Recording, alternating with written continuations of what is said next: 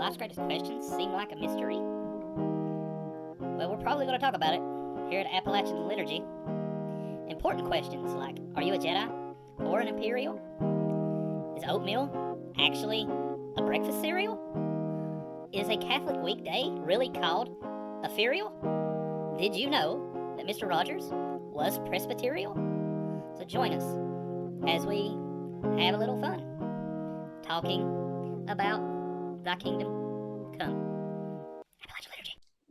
Hello, and welcome to the Appalachian Liturgy podcast. I'm Justin Bowling. And I'm the Reverend Brooke Atchley. And you may notice that Justin Stacy is not with us tonight. So he will be joining us again next week very soon. But in his place, I think we've improved the screen. I think if you're watching. Yes. Is my friend, Miss Alice Lucas. And so we want to welcome her to Appalachian Liturgy. And she has joined us tonight. We're going to talk about school and the reasons that some folks choose to homeschool or stay in public school. And I know that that's a conversation that lots of Christian families have is, you know, where do we line up with this and how do we do this? And so all three of us have children and we're going to talk about our reasons for choosing the ways we've done that. But to start us off, we always ask our guests, I mean, it would not be anything Appalachian if we didn't ask you to tell us a little bit about your story, especially as it pertains to your faith. So Miss Alice Lucas, welcome to Appalachian Liturgy. Well, thank you guys for having me. I appreciate that. I enjoy talking about my faith. I've been a Christian most of my life. I grew up in a little Southern Baptist church, and I've kind of weaved my way through several denominations as I was in school and tried to find out where I was to land. And I found that I fit really well in the United Methodist Church. So that's where I know Brooke. We both attend Gray. So faith is everything to me. It always has been. Of course, we all have our journeys, and I'll leave it right there. But I try to base my decisions having talked to the Lord before I move forward, and I find that helps me, keeps me grounded. So I try to keep that lens. Looking through that lens. Yeah. Alice is being modest, but she has a beautiful voice. She uses it very much to help us worship at church and really has a heart for leading worship and is very creative and does all of our beautiful altars. And we're just thankful for the ways that she uses her creative, artistic abilities, of which I have this zero, to help us worship. So we find ourselves leading worship together a lot. So I'm right there with you on the creative ability stuff. I feel like that's the type of stuff you're talking about, setting the altar and things like that you don't think about, but when it's done right, it makes so much difference and, can really focus your attention where it needs to be. So that's a really... So for me, I've really been hammering this home lately with our local congregation. Worship is supposed to be participatory, right? I mean, and we've talked about that bowling and we've talked about that over here. And so you participate with all of your senses. And so if we can engage those senses in lots of different ways, and so Alice uses her gifts to do that. So my creativity is not in visual arts or performing art or anything like that. So there's some creativity about me in other ways, but and God has gifted me in those ways, but not in that way. So I can stumble my way through an altar design maybe, but so anyway, so we're talking about school and our choices with our children. So just so that our listeners know, I have two adult-ish children. We call them baby adults. So one's in college and one is a new mama. and who, by the way, Mighty Hudson cut his first tooth today. And I saw him moving too. He's just having a Yeah, he's moving. lot of milestones. We're army crawling this week, cut a tooth this week. The gate systems are all up now. So it's been a big week for Mr. Mighty Hudson. But yeah, so I have grown children, and we started out really kind of contemplating the public school versus private school versus homeschooling when they were young. And I thought maybe I could do the homeschool thing, or I wanted to. And we started that in pre-K, and it lasted about 3 days. And I said, no way, this is not me. So, I mean, and we've come back and forth. I mean, as public school has changed, I mean, my kids have graduated several years ago now, but we've had, and I will say this, we have had some schools that we have absolutely adored and loved. And we have had some schools that we've kind of just survived, if you will. Some schools that very much felt like private schools, and some schools that I didn't feel like anybody knew me from Adam. So, I think that has to play in it that played into it for us. So we kept our children in public schools, and one of our children was incredibly social, and just she would have been miserable at home, and so that played into it. The other one was incredibly not social, which actually played in it as well, because she would have been happy to stay at home and never interact with anybody else. And so school kind of pushed her to interact with other people. But one of the things that boiled down to us is we didn't feel like we could stand in the pulpit and encourage people to be around people who were not like them if we were sheltering our children. And we have lots of friends who have homeschooled, and has been wonderful experiences for them. And it wasn't the thing for us. So that's where I'll say that. So that's where I'll line up. That's what we did. We really seriously contemplated homeschooling Abby, our youngest, in her later years, because of her soccer schedule. She was playing soccer at a very high competitive level and traveling the country. And frankly, she was driven, and school attendance was being hard, and she didn't feel like she was being pushed enough in school.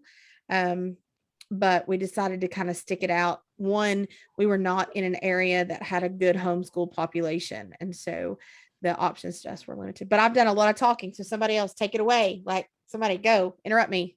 Bowling, Alice.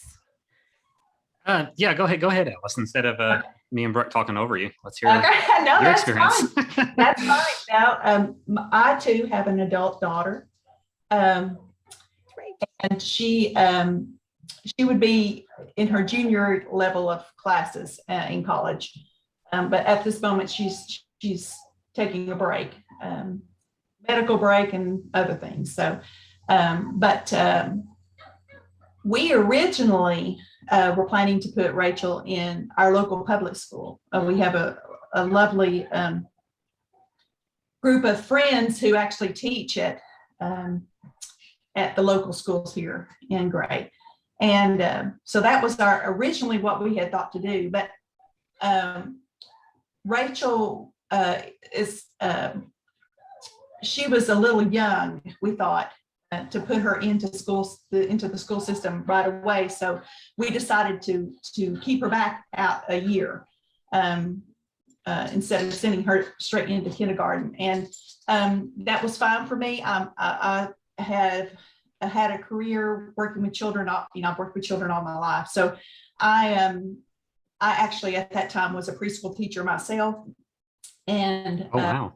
So it felt perfect for you. Yeah. Yeah. So Rachel was actually, she would attend with me.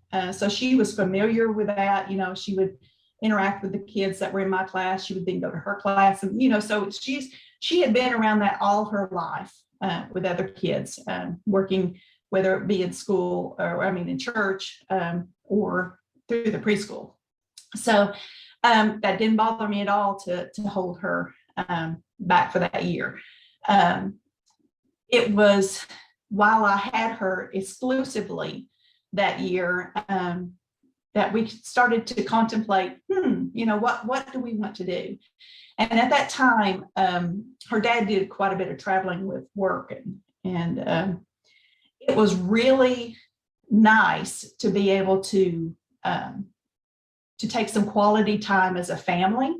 We could pack up her things and we could go on family trips. And my family they're not far.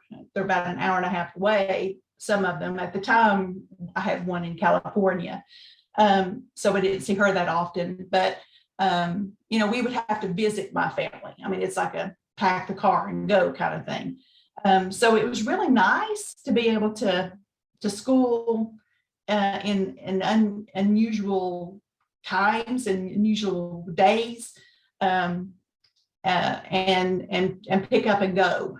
So that was her dad and I were like, this is kind of nice. So when it came time to make the decision to send her on to kindergarten, we had been doing kindergarten. So it kind of meshed, and we ended up being on an actual physical year instead of the school year. So she was, it was already starting to bleed. And at that time, I started looking into my options. And so we looked at public school, we looked at private school, we looked at homeschool. And at that time, I didn't know a single homeschooler, not one. But I wasn't that intimidated because, like I said, I've worked with kids. So, and I love education and I love, the time with her. So it kind of bled from that. So there wasn't like we want to raise, it wasn't that we had an issue with the school system. It wasn't that we had really deep religious convictions to do it. It just sort of kind of led into our family that way. And so that year that she would have gone, we decided at that point to try homeschooling and see how it went. And we kind of made that decision year to year to year as to what we would do. And lo and behold, we homeschooled her all the way through high school. So, which was never originally the plan. But it worked really, really well for our family. I don't advise it for every family. I don't think it's a good fit for every family. But for our family, it was the excellent choice. We were able to meet lots of different people. We were able to school kind of like the old one-room schoolhouse. So there were lots of age groups in our midst, lots of people with differing abilities that we were able to learn how to be around and grow in our empathy and be the church in that community as well. A lot of people assume that that the people that homeschool are all, really ultra religious. Yes, there's that sect in there, but it's all over the board. It's just like everything else. You'll find all kinds and all ideologies. But it just really worked for our family. So that was our choice. That's pretty awesome. A lot of the reasons you gave too were some of the things when our oldest, and she's in 4th grade now, but so on the younger side, but when she was starting school, we seriously considered it for a lot of the same reasons, a lot of the convenience and doing stuff at your own schedule. And we also didn't know at the time, where we're going to live at permanently type thing. Didn't want to start her somewhere and then have to pull her out of a school after she started making friends and stuff like that. We decided against it in the end for a couple of reasons, one being you really have to have somebody dedicated to it full time because it's just impossible otherwise.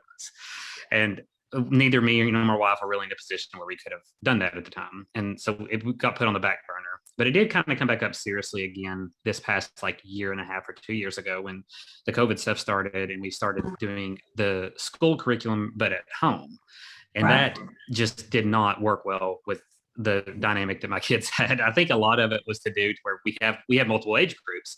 And so like they're sitting at home and like the fourth grader has, like almost a full day's worth of work. The second grader had like, there are a couple things you have to do. And then the youngest is like in kindergarten. There's nothing you can do. It's like, here's a video you watch. And so the older ones would get frustrated while they're sitting there like, oh, I'm done with my work at, 20 minutes later. And, and she was not doing as good as she had been. She had never had any problems in school. And we started getting messages from the teacher saying like, she doesn't seem like she's as, participating like she used to and kind of concerned about it. And a lot of it felt when it kept coming back to when we'd ask her, it kept coming back to the fact that she was really discouraged that she saw everybody else, out having fun and playing while she wasn't. So we didn't have the time to kind of sit down and manage it then. And we're like, well, if we're going to take the time to sit down and manage it, why not just do it ourselves again? And so we had another serious discussion, and it almost happened then as well, but we decided to wait it out and kept them in public school where they, third and fourth grade at that point, they had already started making some friends and stuff. And so it was kind of hard to make that decision. But we did also like the idea, obviously, with homeschool, as you mentioned, of kind of integrating, your faith life with your schooling. It's not a separate bucket that you put your faith in. Yeah. And it's just all kind of like part of who you are. And so we tried to make sure we volunteer more in like Sunday school and things like that to get involved with their faith life then. And that's actually kind of something that I thought was interesting. Last week was Catechetical Sunday in the Catholic Church. And at Mass, they recognized like all the teachers. And so they had all the people in the Catholic school that are teachers stand up and for a blessing. And then they said, all your Sunday school teachers. And for this year, I think was the first year I'd heard them say it, but they asked all homeschooler parents to stand up as well.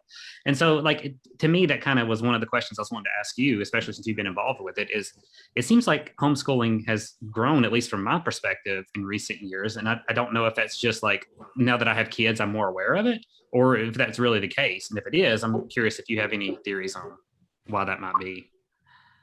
I can answer that as a yes and a no.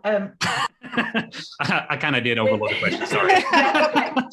No, when we first started, when we first made the decision to homeschool, as I said, I knew no one in our circle. And the church that we were actually part of was a large church. I mean, like 800. And we were the family, which was unusual. But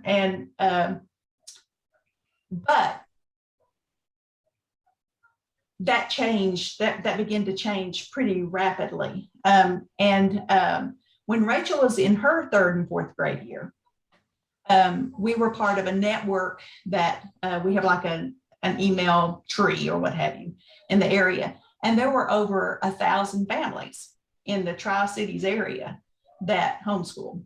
So that's a pretty significant number. Yeah. That has grown almost exponentially in her schooling in the 12 or 14 years, that we did it, considering preschool up all the way through. I think there are many reasons why. I think when it started becoming more mainstream, people, it wasn't like, and when people realized it wasn't like you had to live like you were on Little House on the Prairie and have the stair step. Now there are stair step, families. But I mean, we were unique in that way too. We were not only brand new to it and didn't have any friends in it. We were a, God forbid, one child family. That was unusual. I mean, that was kind of bizarre as well, So along the way, I think as it became more mainstream, people started to entertain the ideas. And our opportunities have increased over the years as well, because now you have lots of different opportunities to be involved in co-ops, which meet regularly. We have classical conversations in the area, which is classically based, and they have communities in our midst. We started with one that met on Tuesdays, I think Mondays, on Mondays, and now we have 5 of those communities in the local area. And there are opportunities to play sports. We have sports teams. We work in coordination with some of the local private schools, and play sports, those that we don't have our own. So, I mean, it's just becoming much more mainstream. So that's one reason. A second reason is that, unfortunately, the violence they've seen, the things that have happened, have caused some people to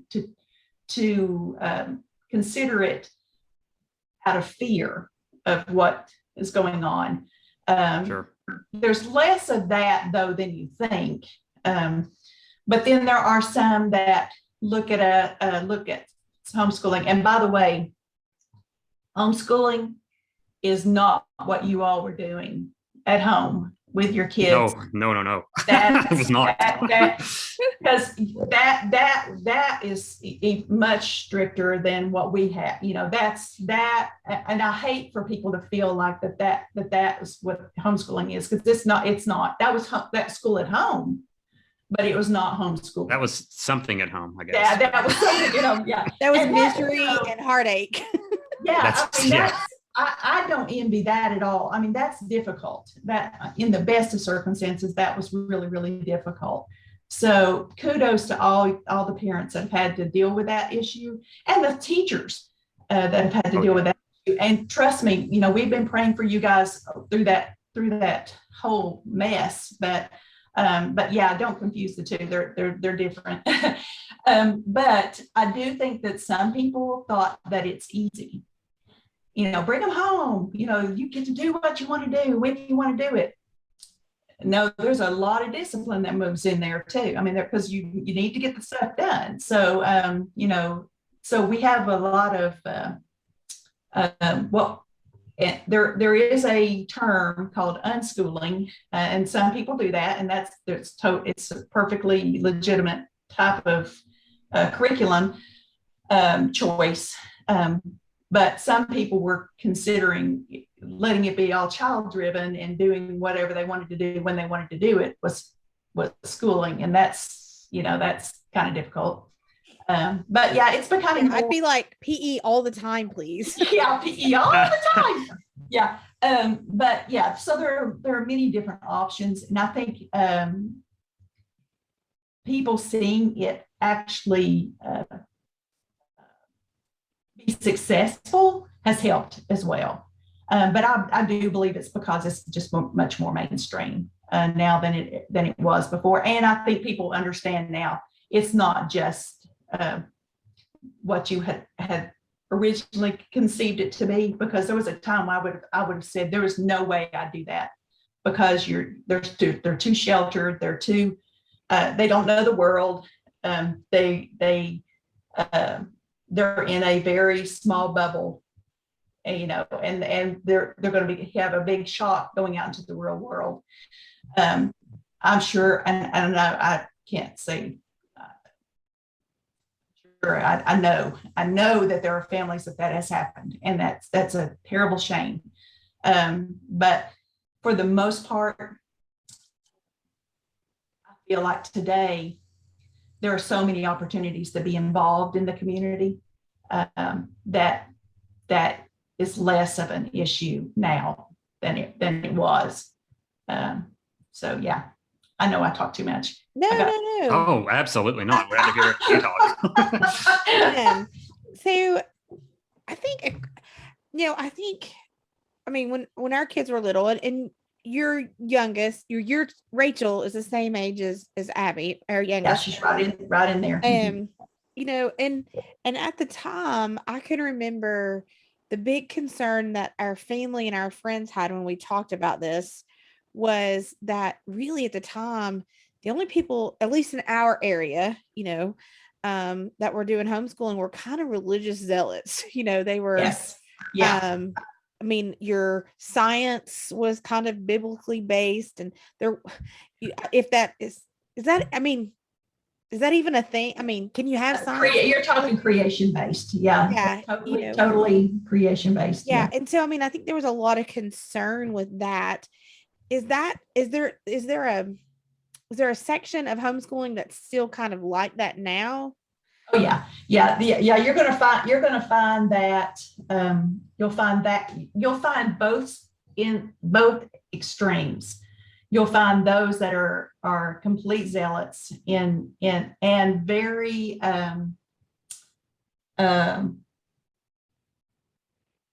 dictatorial about what their children are allowed and not allowed to do. Mm. And then you'll have on the other spectrum, little Johnny. I'll wake him up. Well, he'll wake up when he wants to wake up this morning, and he'll do whatever he's going to do, and we'll call that school. Yeah, that has been my experience over where I was at. I'm trying to be very careful in how I say this. I get it. Yeah, but I get it. So in the recent past, some of the folks, not everybody, from the place where I was originally or a little while ago, it felt to me that they chose to homeschool because they just didn't want to live on a schedule. So like they did that kind of whenever you get up and, and to me, somebody who kind of likes structure and order, I think that was a really poor reason to homeschool, to just not be told when you have to be somewhere, or so I don't know. So that was a struggle for me. But what I will say, when my kids were real little, pre-K through third grade for Anna, and then pre-K and first grade for Abby, we went to a year-round school. And so we absolutely loved it because, like you were saying, traveling with Rachel, we had these 3-week breaks in the fall and 3-week breaks in the winter, and then 3-week break in the spring. And so instead of just having all of our off time in the summer, where what do? You go to the beach, right? I mean, we got with everybody else. And it's 9,000 degrees and it's just miserable. And you got sand everywhere. I mean, and when you went places, you were just with all these people. And so it did allow us the opportunity to do some fun things and visit places when the crowds were down. And, I am jealous of my homeschooling friends that got to do some really cool stuff. I mean, they taught history by going places and making the history be alive. Oh, that's awesome. That's the way we did it. Instead of just reading it out of a book and watching a movie. Yeah. So. Well, one great thing that I really appreciated as well is that, we all have our different learning styles. Some of us are visual, some of us are auditory, some of us are tactile. So being able to tap in to the learning style was key in allowing her to academically, well, I don't want to say excel, but I mean, she was able to, it flourished. She flourished because she was allowed those opportunities. When you got 25, 35 kids in a classroom, you can't do that. And you also don't have the ability. I mean, let's be honest, some of your day is, teaching them to walk the lines, to get ready to go somewhere. It's all about logistics of things, so you're spending a lot of time with logistics instead of actually getting to dive into those things. So as you can see, Rachel's an artist. So we did a lot of our learning with lap books. We create lap books, and we would, delve, if we got into American history, for instance, and we're looking at the 1800s, and we're learning about the 1800s, we went out, we dyed fabric. We pulled the wildflowers, we pressed things. We learned how to sew, those samplers and things like that. So she was able to really experience those things. on a more tangible level because we had the opportunities to take our time and savor those types of things. You can't do that. I mean, obviously that's a big, huge bonus when you're at home to be able to do those types of things. So that was fantastic for us. Being able to tap into well, here's one thing, because I was asking her because I wanted her opinion. She's the one that's that it affected the most. Of course, it redeemed my education as well, because I was a high level academic student, known as a bookworm and all that stuff, going through school. But we call that a nerd. Yeah, I was a nerd. We all embrace nerds on Appalachian Liturgy. Yeah. So I have a Darth Vader shirt on. So. Yeah. But honestly, a lot of the things that I learned at the time, I was teaching to the test. Like I would put it in my short-term memory to get that 100 on that quiz or whatever, and then 3 months later, I wouldn't remember diddly squat. So being able to help her learn how to learn, because that's the big thing about being able to be homeschool, is that we're not teaching to a particular subject. Everything's integrated because it's all God's world. So we get to look at everything as a multiplex, as a universe, not as a subject matter. And that helped us a whole lot to understand how things work, and how God is a God of order when we're looking at math. Why is that? Why is that truth helpful? Kind of thing. So we're able to incorporate in our day. But when we found a curriculum that is very popular, a lot of academic students use it. It just didn't click for us. As a homeschooler, hey, no problem. Let's find one that does. And when we did that, she took off. So, those are the types of things that you just savor and think, oh, thank you, because that worked. And her ability to be a volunteer. Like we worked with Second Harvest a lot. We were in Beta Club, so we were getting to have those opportunities to go out and serve our community when others, were stuck in a classroom. So that was a joy for us as well. So, is it for everybody? Absolutely not. But for our family, it was definitely an opportunity to be the hands and feet along the journey. So that's really great. Yep. When you talk about like being able to identify learning styles, you got to think that an engaged parent would be one of the best people to help to identify that of their children, rather than, a teacher who unfortunately can only see that child for a couple hours a day. So yes. that definitely seems like that's a huge advantage. It was. And, we were very fortunate. We were in co-ops and things like that. So she's had other teachers. And she, because she was at home, she was able to take college, she took college courses as a 14, 15-year-old. So, that was okay too. So she's had those opportunities, and as much as they love her, they don't know her as well as I knew her. So I could see when the light bulb was going off, or when we were, no one was home. That blank stare, like that blank stare. That just no. On that same subject too, since you do have a background in like preschool, would some layperson like me have any hand holding to be able to help with stuff like that? Or do you think that some kind of background like that is really necessary to be able to do that? No. And and I have a lot of friends who are teachers who spent many, many years honing their craft and are fantastic in the classroom. And I'm not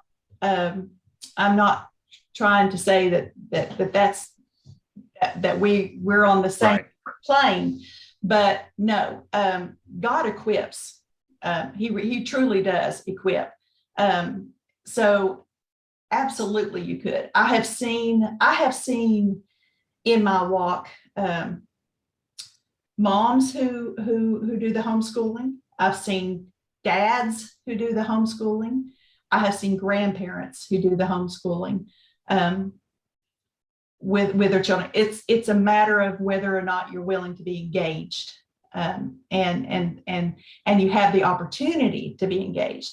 Some families, we were very fortunate. We could be home, or I could be home with her. Right. Not everyone has that opportunity, and I'm not gonna even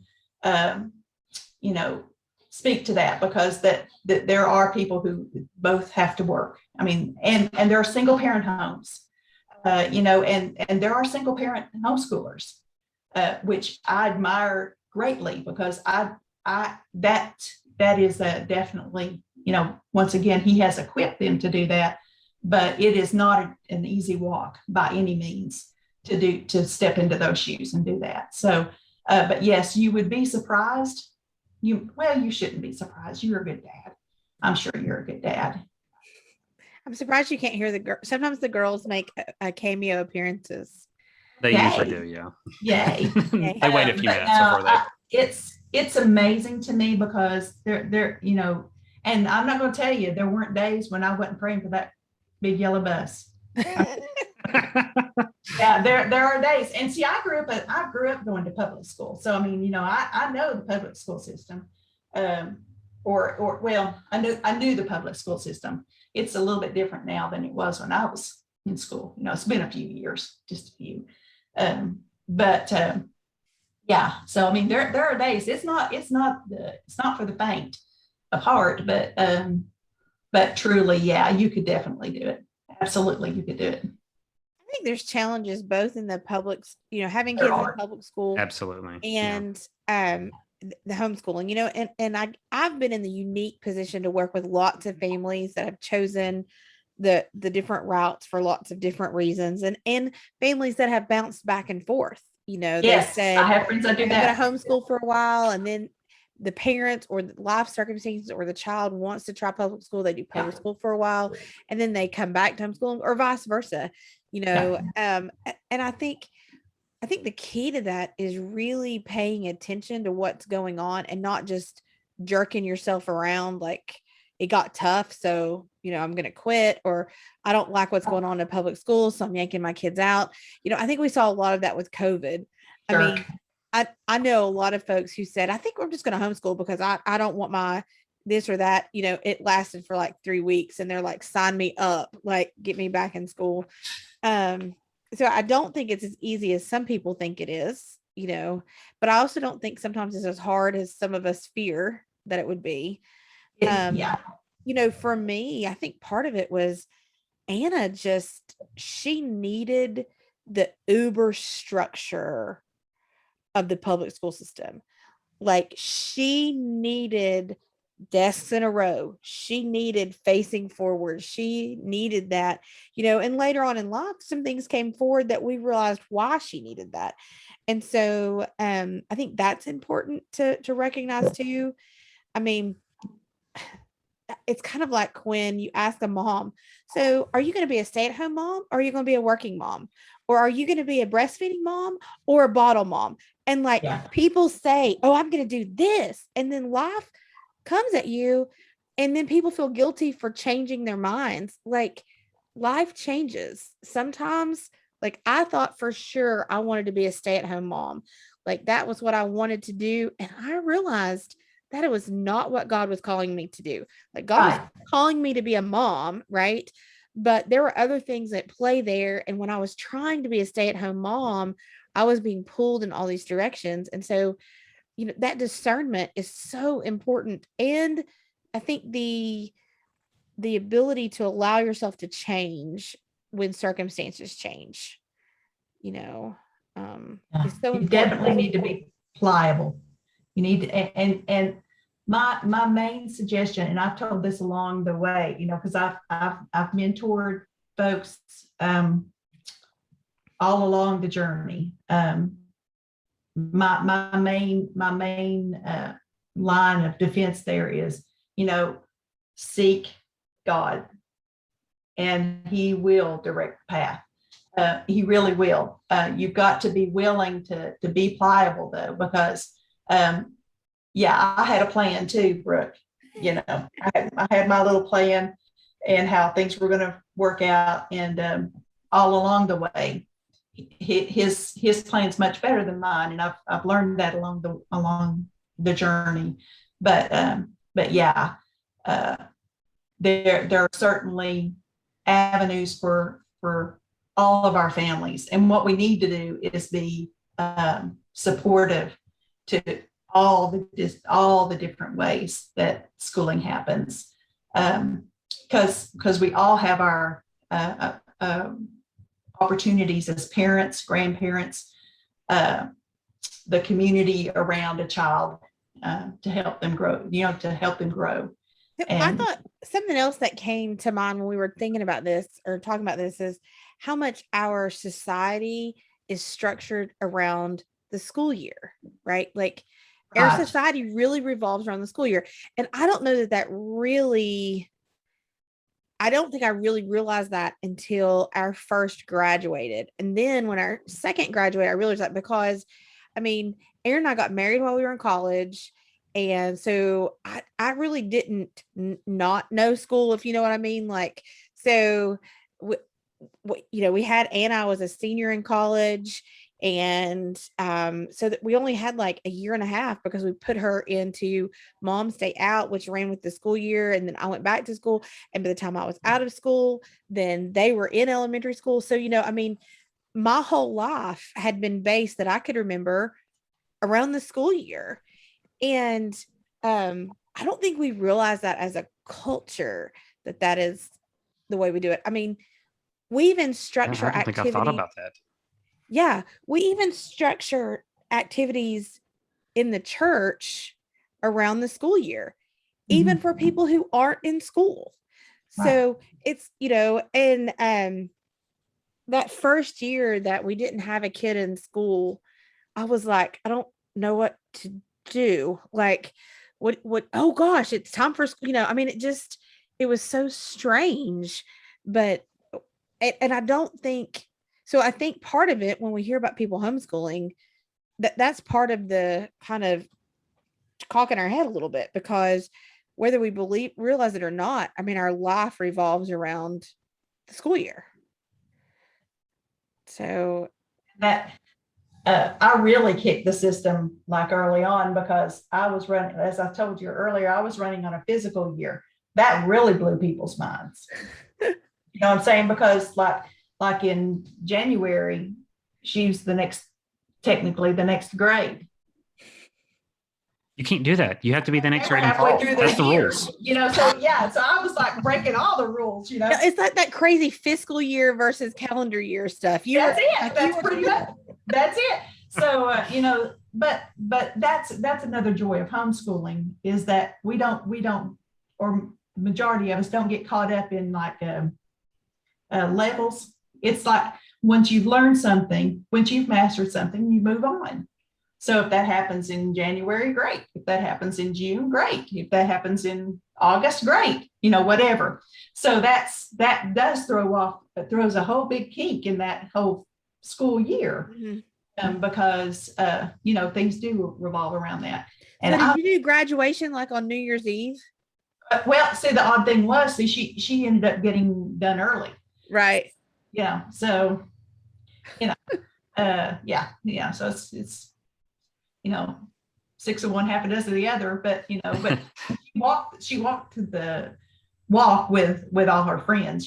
But she's done. Yeah. How one of the things that really kind of played into mine and Aaron's decision was we had seen so many, because for those who don't know, Aaron and I did youth ministry for many, many, many, many years before going into the pastoral ministry. And so we just saw all these kids who were really sheltered, whether they were homeschooled or not. They were church kids. They weren't exposed to people who had different beliefs than them. And that was one of our big fears about homeschooling, was we wanted our children to be exposed at an early age so that their faith became their own as they grew, instead of being like 15 or 16. Bombarded or something at once when, yeah, and be like, oh my gosh, like, No, we've thought the same thing too. Yeah. So how does that, I mean, how would, if that was a concern of somebody when they were thinking about homeschooling, how would you allay that concern? That was a big problem for my family when we made that decision. They worried about her socialization, and most people do. They worry about their socialization, and they worried that she would be that for whatever reason she would be sheltered.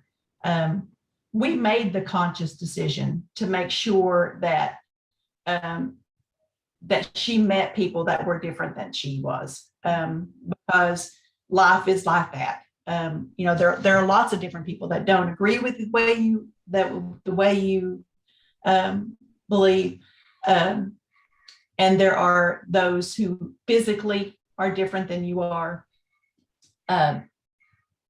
So we made that conscious decision to make sure we had classes where we were with other people that were different. Also, as I said, we were teaching her how to learn, so she could go off and learn about something. And she knew that she had the tools. She had the tools to know how to do that. Well, one way she's going to learn about a friend who's of a different faith or of no faith is to have conversations with others.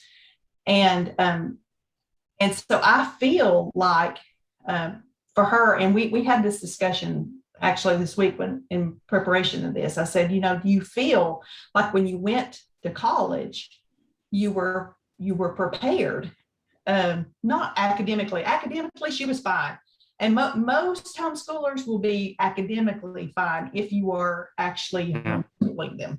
It's quite a bit of hard data showing exactly that. Yeah, they will come away with what they need, and you will have redeemed what you've forgotten too along the way.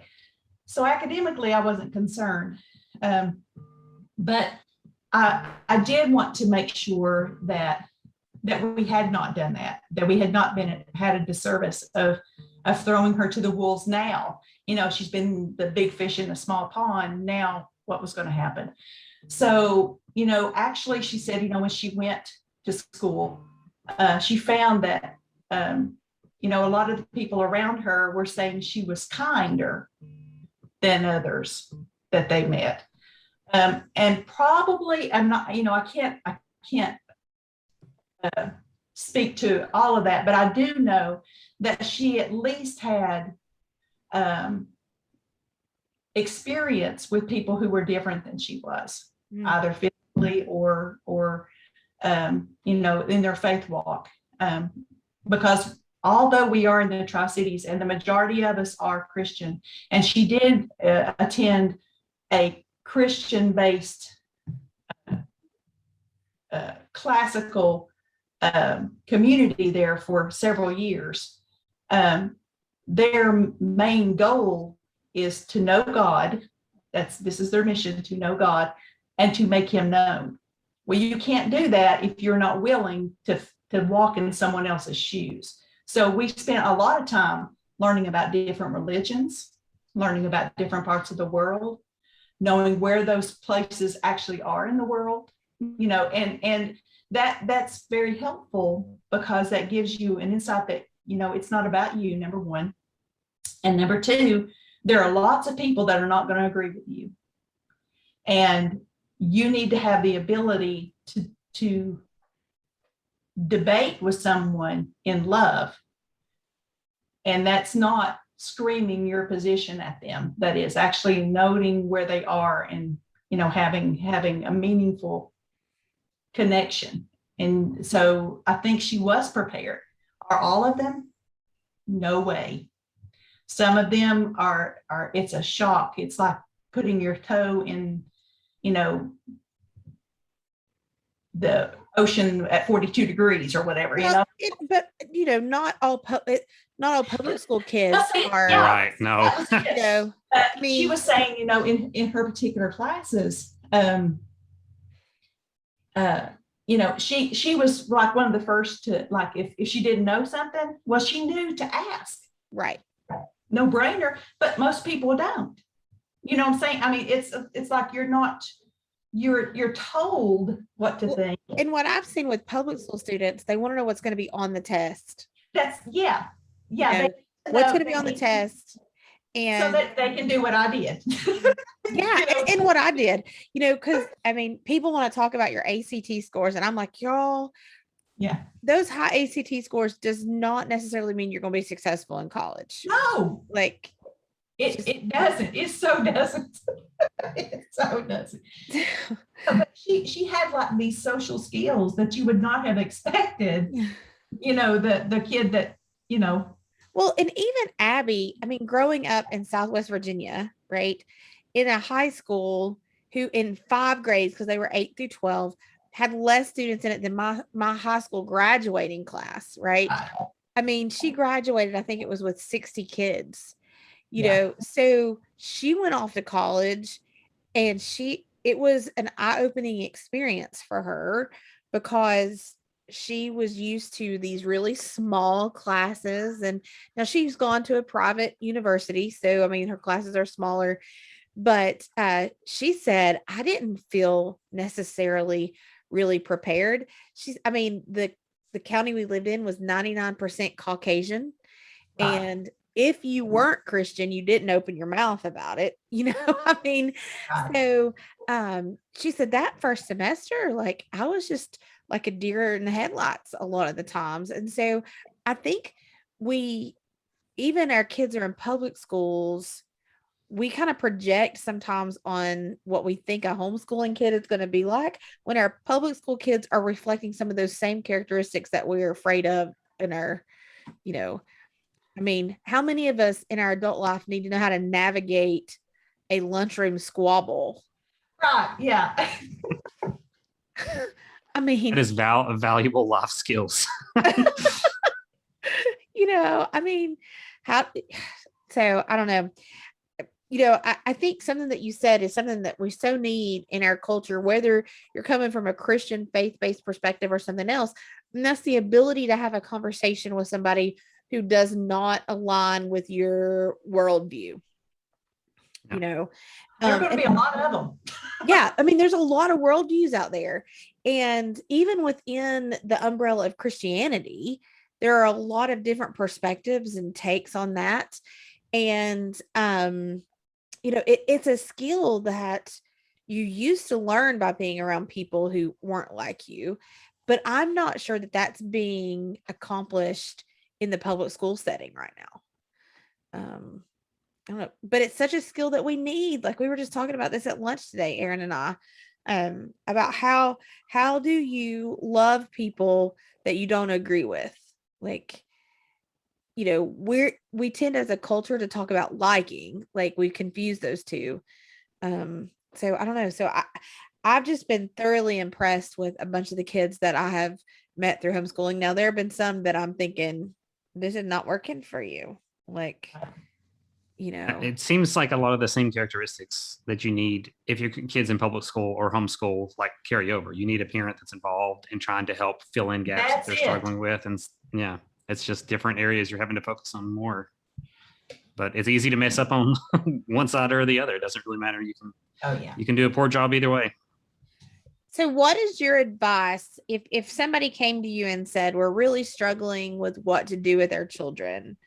I mean, I know that you couldn't just be like, bam, here's the perfect equation, but how do you help them discern what they should do? That's a very good question. And I've had the opportunity to walk with a few that chosen different paths along the way. The very first thing I really, number one, if you're in a 2-parent home, you both are going to have to be on the same page. You're going to have to be able to be supportive of one another. And if you're in a 1-parent home, you're going to need some support, regardless if they're in school or they're at home. You're definitely going to need some support. There are so many opportunities and so many, even within the homeschooling community, there are so many different ways to approach learning. You have unit studies, you have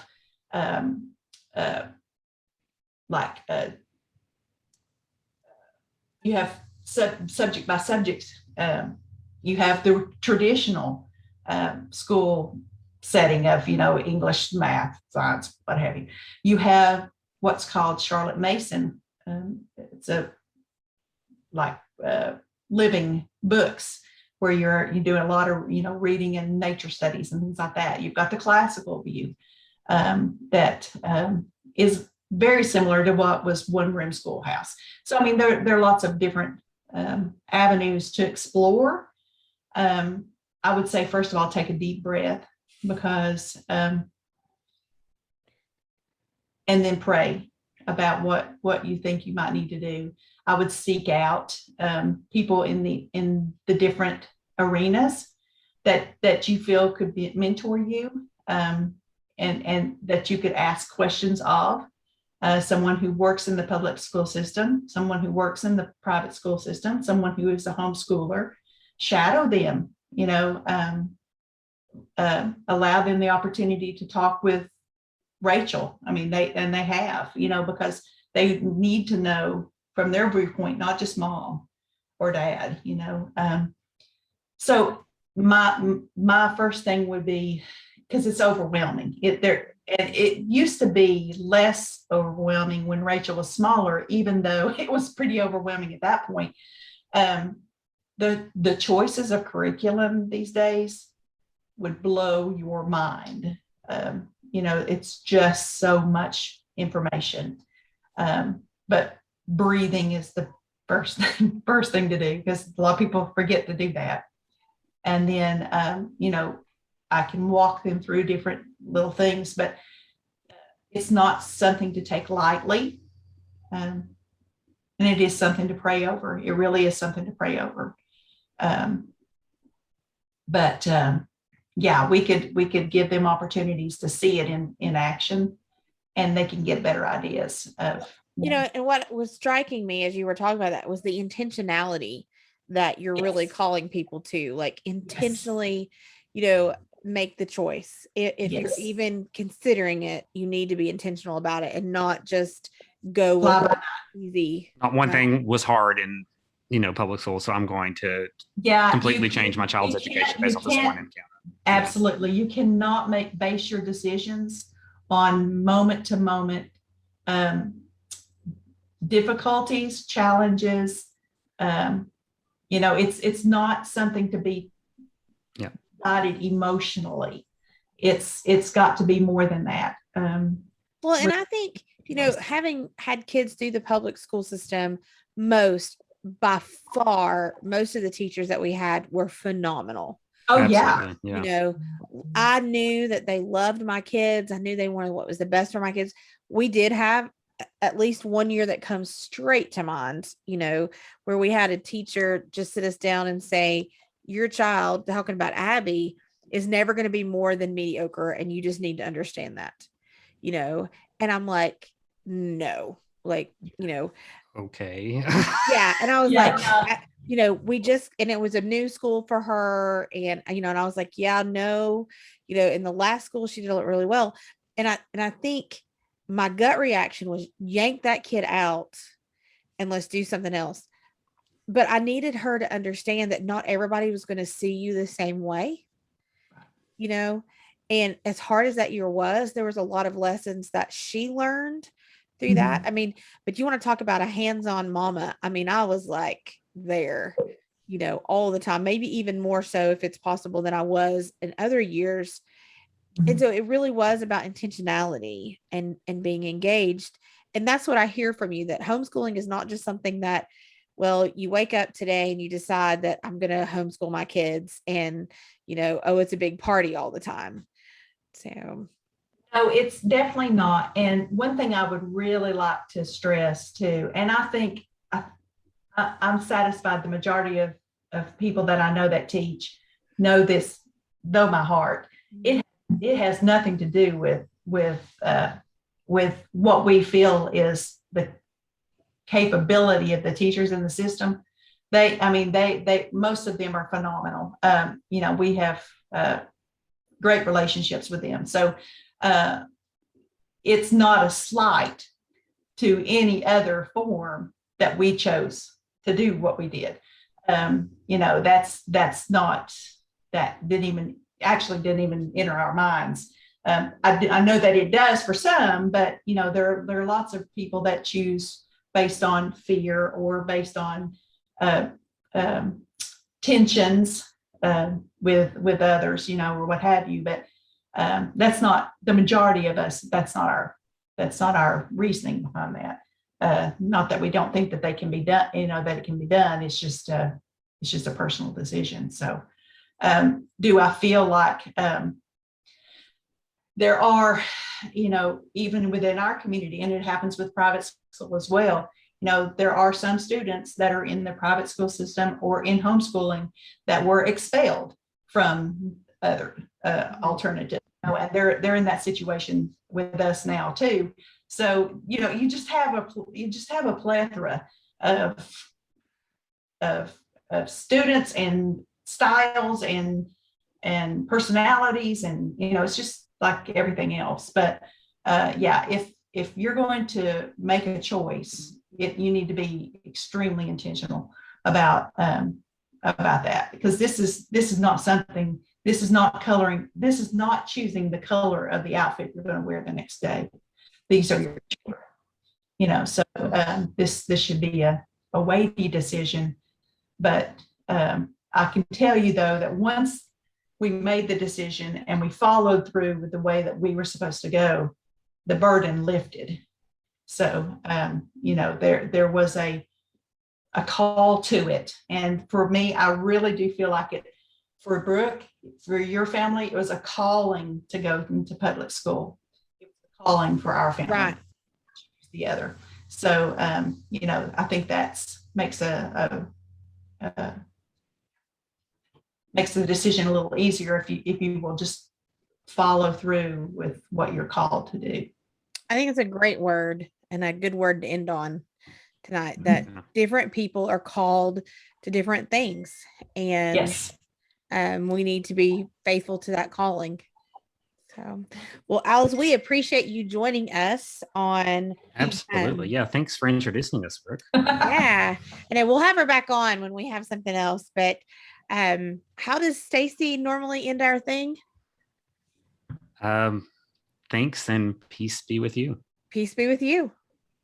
Peace be with you.